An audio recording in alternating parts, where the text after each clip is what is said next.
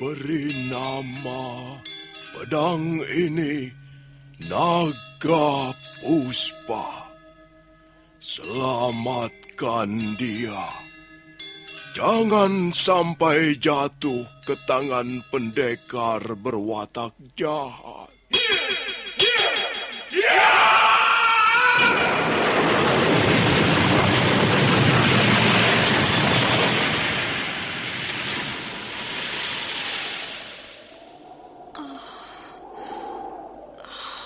Kakang Kamandanu, kau masih juga tidak percaya bahwa aku mencintaimu. Mesin, maafkan aku, Mesin. Mesin. Mesin!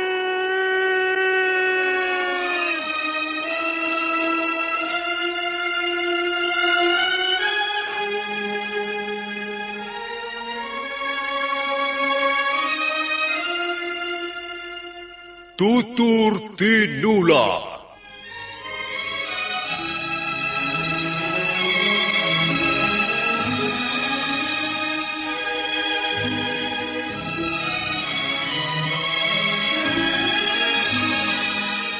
Sebuah sandiwara radio serial, produksi Sanggar Cerita dan Teater Sanggar Prativi. Sebuah kisah dengan latar belakang sejarah runtuhnya Singasari dan berdirinya Kerajaan Majapahit.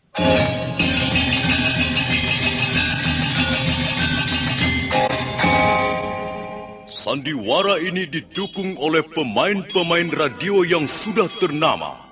Ferry Fadli, Ivone Rose, dan Eli Ermawati.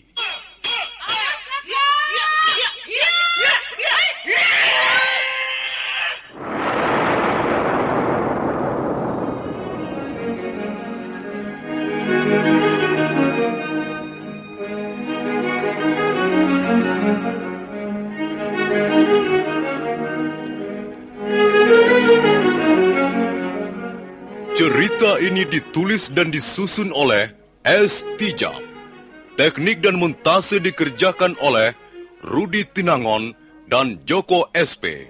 Sutradara EWS Yuwono. Kali ini mengetengahkan episode pertama dengan judul Pelangi di Atas Kurawa.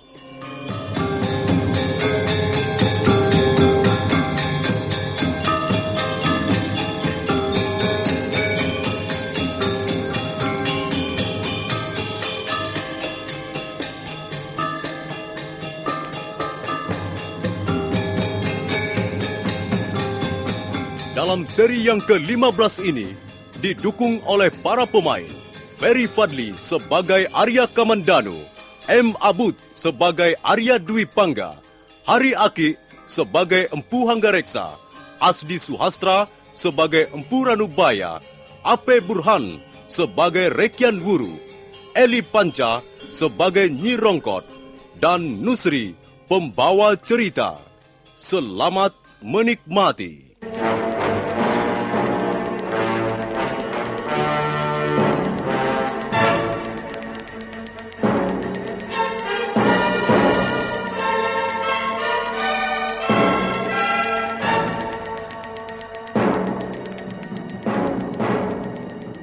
Rekyan Wuru adalah bekas prajurit. Dia bekas perwira yang pernah membawahi 200 orang. Karena itu, walaupun usia tuanya banyak mengganggu, dia tidak begitu sulit untuk menundukkan Arya Kamandanu yang belum berpengalaman. Sekarang Rekyan Wuru sudah siap melampiaskan dendamnya. Pedangnya sudah terangkat tinggi ke udara. Nah, kau mau mengakui kesalahanmu atau tidak, Kamandanu? Tidak, Paman Wuru. Mata Rekyan Wuru mendelik. Napasnya ngos-ngosan karena menahan awa amarahnya ingin menjebol dadanya. Dan secepat kilat, pedang di tangannya terayun ke arah leher Arya Kamandanu. Mampus kau, anak berandalan!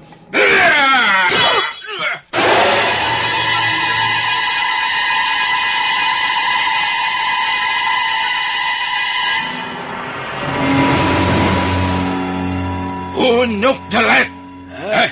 Siapa kau berani turut campur urusanku?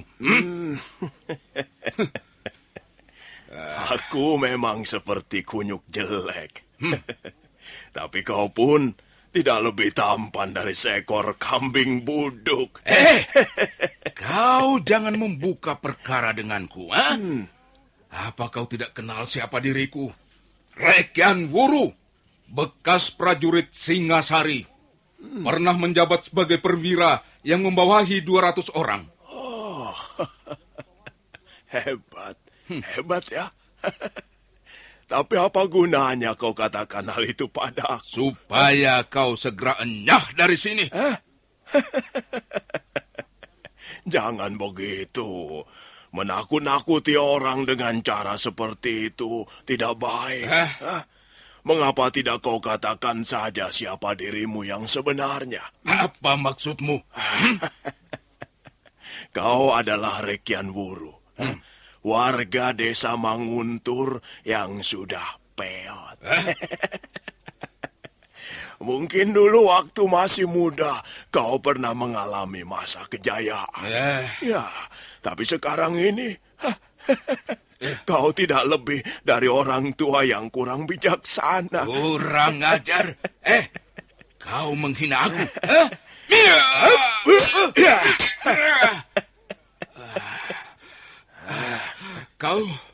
Kau punya kebisaan juga rupanya. Siapa namamu? Nah, Rekyan Wuru, napasmu sudah kembang kempis, seperti seekor ikan mujair kekeringan. Bagaimana kau masih berani menyombongkan diri?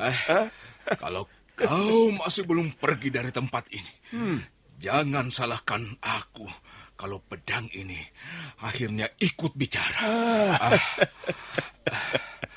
Kamandanu? Iya, Paman Ranubaya. Bangun dan berdirilah agak jauh.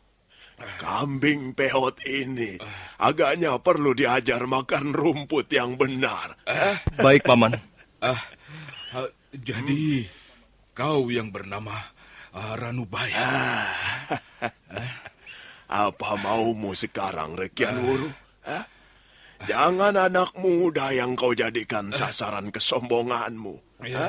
Tapi marilah yang tua-tua ini mawas diri sedikit. Para setan dengan omonganmu.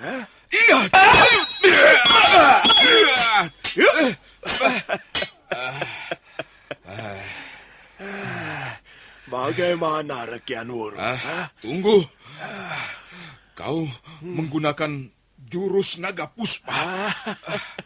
Ayo, kerahkanlah sisa-sisa kepandaianmu. Dari mana kau peroleh jurus naga puspa itu, Ranubaya? Apa perlunya kau tahu asal-usul jurus kepunyaan orang lain? Kalau kau merasa gentar, letakkanlah pedangmu dan segera minta maaf pada anak muda itu. Setan belang. Jangan kau kira dapat menundukkan aku segampang itu.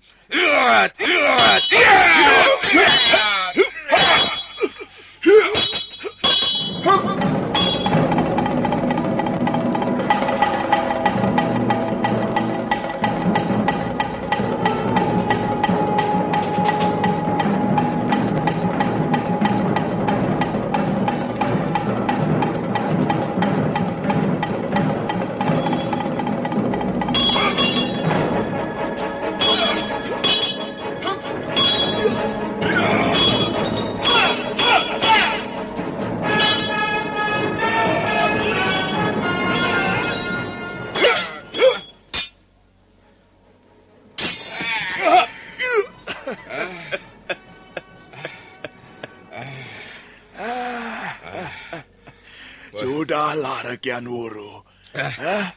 Apa perlunya kau marah-marah di sepanjang jalan sambil menyombongkan sisa-sisa kejayaanmu di masa lalu?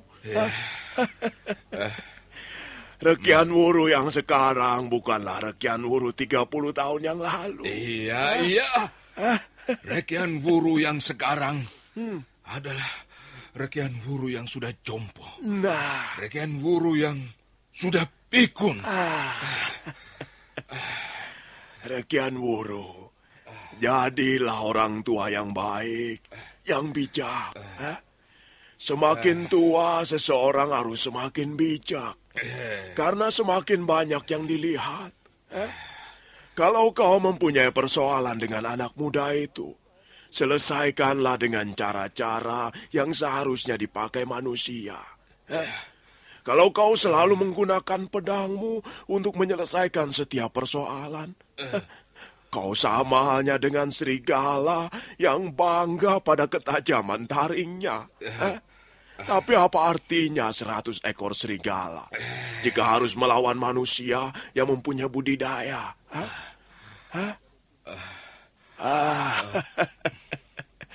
Kamandanu.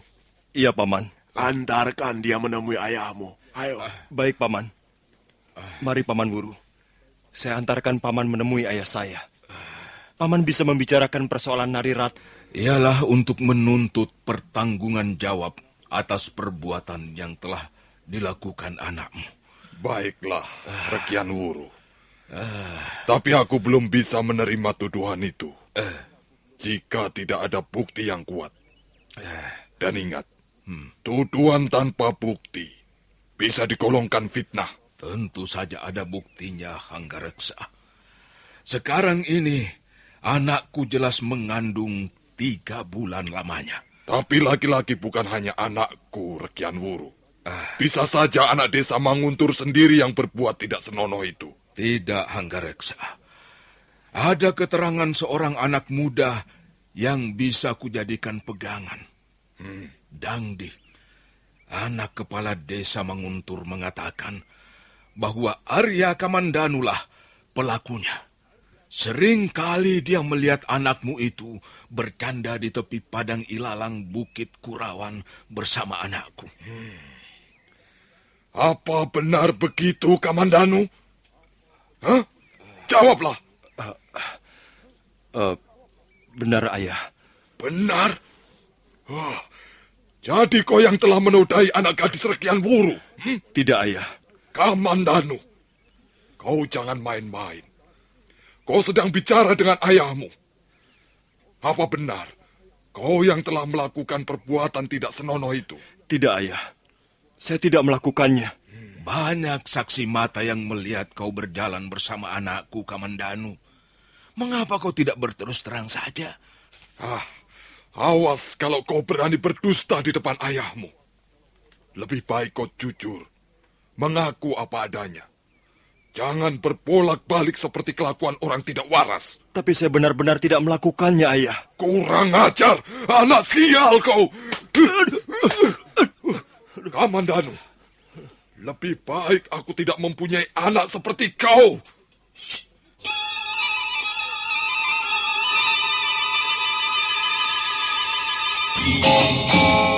Jangan, Ayah. Jangan. Dwi Pangga, apa maksudmu? Bukan adik Kamandanu yang melakukannya. Maafkan saya, Ayah. Maafkan saya. Apa maksudmu, Dwi Pangga? Sayalah yang melakukannya. Sayalah yang berbuat tidak senonoh. Kalau ayah mau memukul, pukullah saya. Kalau ayah mau membunuh, bunuhlah saya. Arya Dwi Pangga. Jadi rupanya kau biang keladi kekacauan ini. Kau yang membuat onar di desa Manguntur, lalu kau bawa ke rumah ini. Kurang ajar. Kurang ajar kau.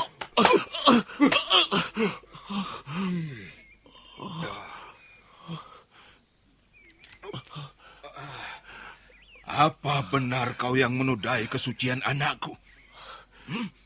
Benar, Paman Wuru. Saya minta maaf atas kesalahan saya ini. Saya mencintai Nari Ratih, Paman. Cinta! Itu bukan alasan untuk berbuat yang tidak pantas. Saya mengaku salah, Ayah. Saya benar-benar menyesal. Menyesal? Apa gunanya? Luka sudah meninggalkan bekas.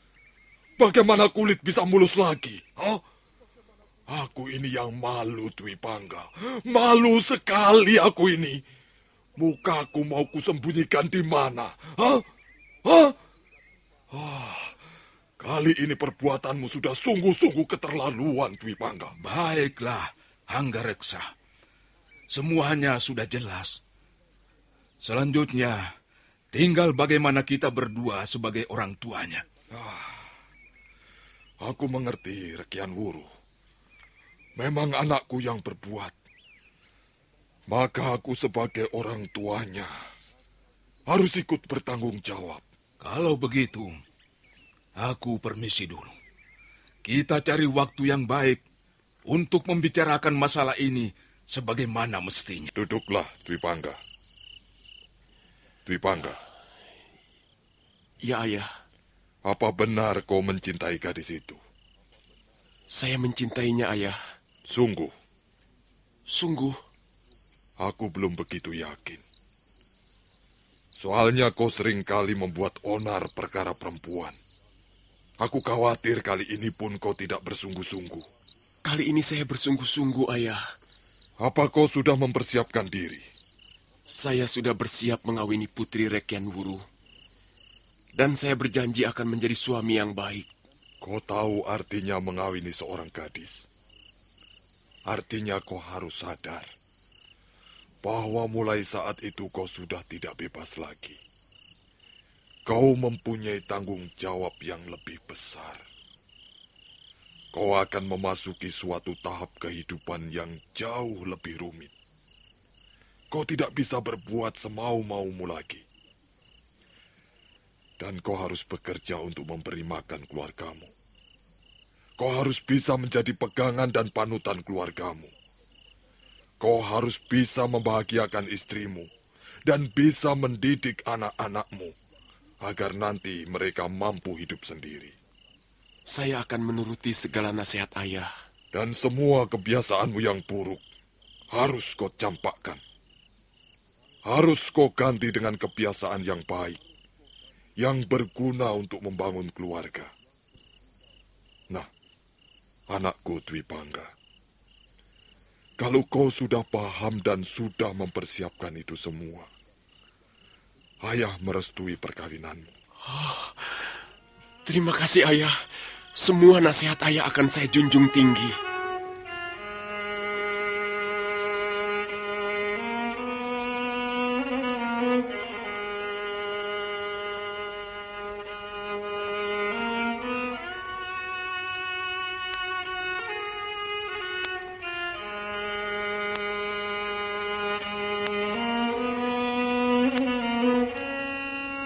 Dua hari setelah kejadian itu, Rekian Wuru dengan ditemani kepala desa Manguntur datang ke Kurawan. Empu Hanggareksa menerima tamunya dengan ramah. Mereka pun lalu membicarakan masalah Arya Dipangga dan Nari Ratih. Dan tercapailah kata sepakat untuk mengawinkan dua remaja itu.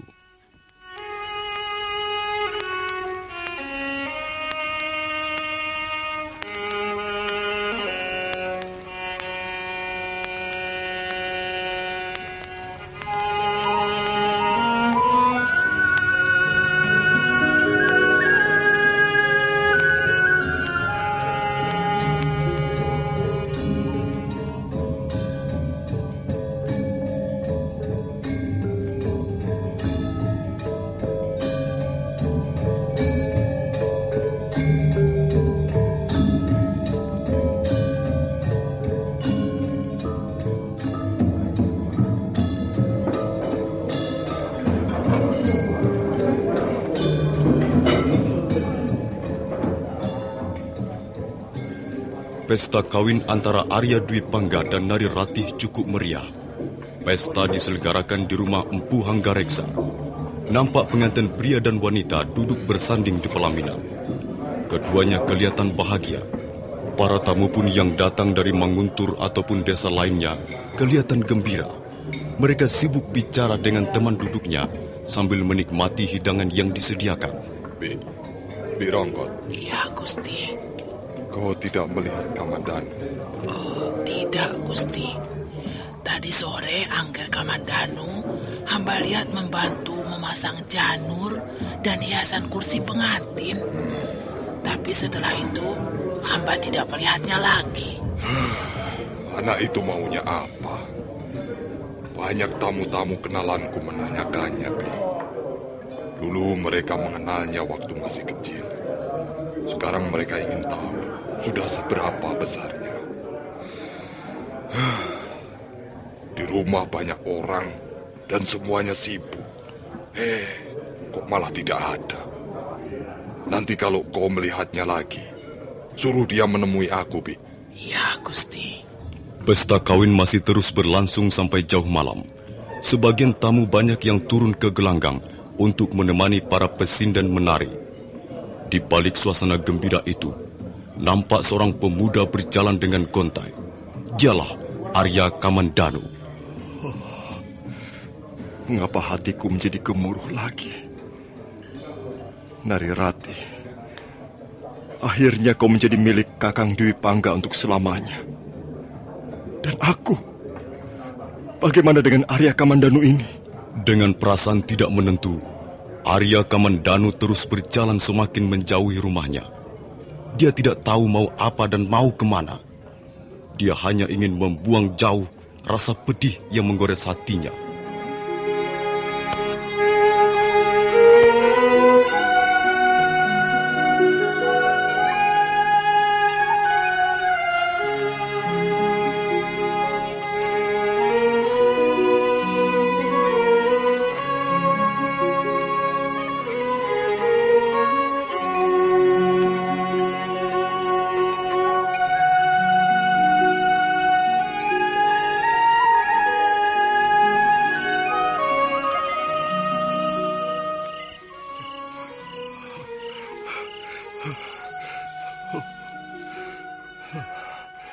Mengapa luka di hatiku kambuh lagi?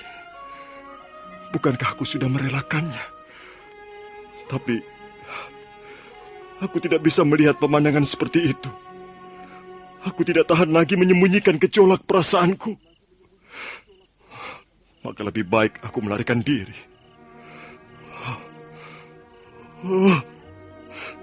Bagaimana caranya membuang kegelisahan seperti ini?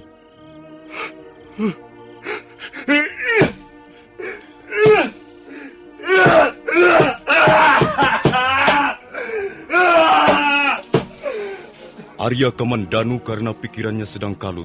Mendadak amarahnya timbul. Dia marah pada dirinya sendiri. Dia benci pada dirinya sendiri. Dan pohon di dekatnya menjadi sasaran.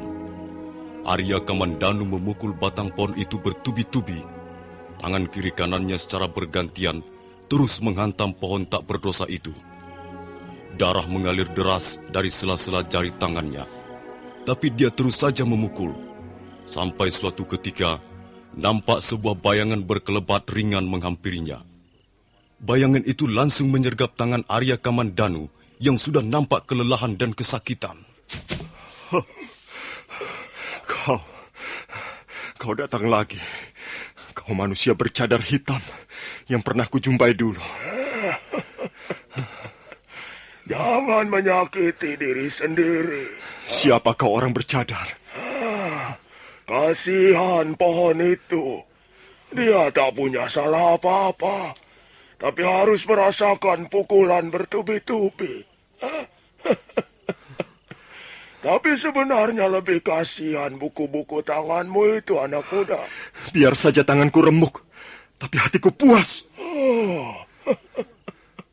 Jadi kau ingin mencari kepuasan? Nah, mari ku bantu. Daripada memukul pohon yang keras begitu, lebih baik pukul aku. Baik, aku akan memukulmu.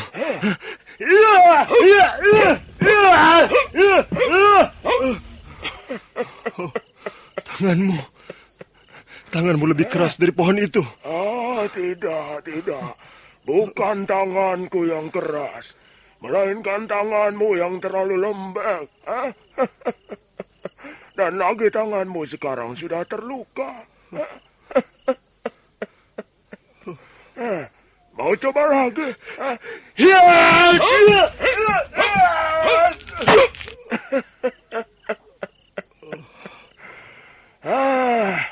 Sudahlah anak muda. Aku tak bisa menemanimu sepanjang malam di tempat ini. Teruskanlah memukul pohon itu sampai tanganmu buntung.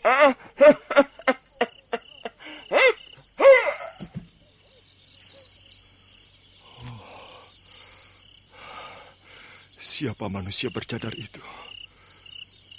Dulu dia datang saat pikiranku sedang kalut. Setelah terjadi peristiwa Candi Walandit. Sekarang dia datang lagi. Juga pada saat pikiranku sedang kacau. Siapa dia sebenarnya? Dan apa maksudnya? Oh, batu nirmalaku. Dia mencuri batu nirmalaku. Kurang ajar. Pencuri busuk. Arya Kamandanu sangat geram karena manusia bercadar itu telah mencuri batu nirmala pemberian Nari Rati. Maka bergegas dia mengejar pencuri itu. Dia heran, orang aneh itu tidak lari jauh. Dia malah enak-enak duduk di atas sebongkah batu ketika melihat orang yang mengejarnya menghampirinya.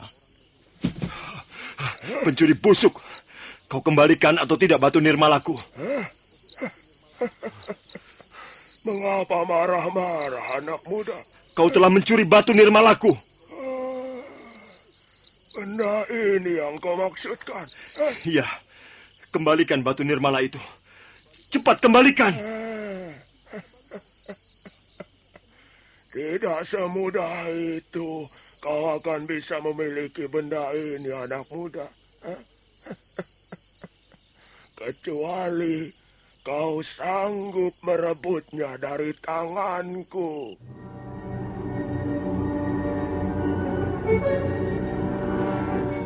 Nah, para pendengar sekalian, bagaimana kelanjutannya? Apakah Arya Kamandanu berhasil merebut batu nirmala itu? Dan siapakah sesungguhnya manusia bercadar itu? Silakan mengikuti episode berikutnya. Sampai jumpa.